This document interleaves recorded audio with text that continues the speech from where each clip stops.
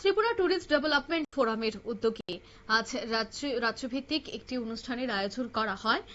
Orient চৌমুহনীর একটি বেসরকারি হোটেলে অনুষ্ঠিত হয়েছে এই বার্ষিক সাধারণ সভা। সভায় উপস্থিত ছিলেন বিজেপির সভাপতি রাজীব ভট্টাচার্য সহ অন্যান্য ব্যক্তিবর্গ।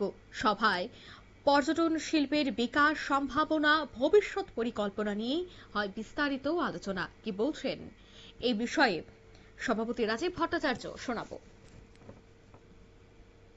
বিল্ড আপ করা যায় তার প্রয়াস আমাদের সরকার যেরকম উদ্যোগ নিচ্ছে এবং প্রাইভেট সেক্টরগুলি আমাদের যারা যারা এন্টারপ্রেনার রয়েছে তারাও এগিয়ে আসছে। ইতিমধ্যে আপনারা জেনে খুশি হবেন যে আমাদের কৈলাসহর এয়ারপোর্টটা 17 সিটার ফ্লাইট অপারেশনের জন্য সরকার, কেন্দ্রীয় সরকার উদ্যোগ নিয়েছে।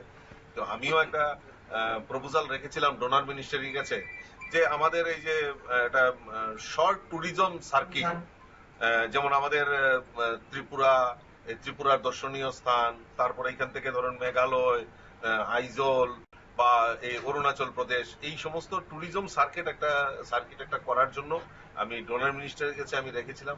আর ইতিমধ্যে বাজেটে প্রভিশন রেখেছেন আমাদের দেশের প্রধানমন্ত্রীও সেটা ঘোষণা করেছেন যে অরুণাচল থেকে করিডোর করে বুদ্ধিজম ট্যুরিজম এটার উপর একটা গুরুত্ব আরোপ করেছেন। তার মধ্যে ত্রিপুরাকে সংযুক্ত করা হয়েছে।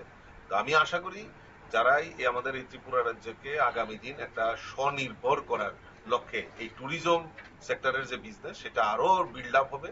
আমি আজকে যারা এই ফোরামের সভাপতি, সেক্রেটারি এবং যারা এন্টারপ্রেনার রয়েছেন তাদেরকে আমি অসংখ্য ধন্যবাদ জানাই। এরকম একটা মহতী অনুষ্ঠানের মাধ্যমে আরো নতুন করে এন্টারপ্রেনারকে সংযুক্ত করে ত্রিপুরা ট্যুরিজমকে আগামী দিন তারা আরো উচ্চ শিখরে নিয়ে যাবে বলে আমি আমার সহযোগিতা এবং আমার।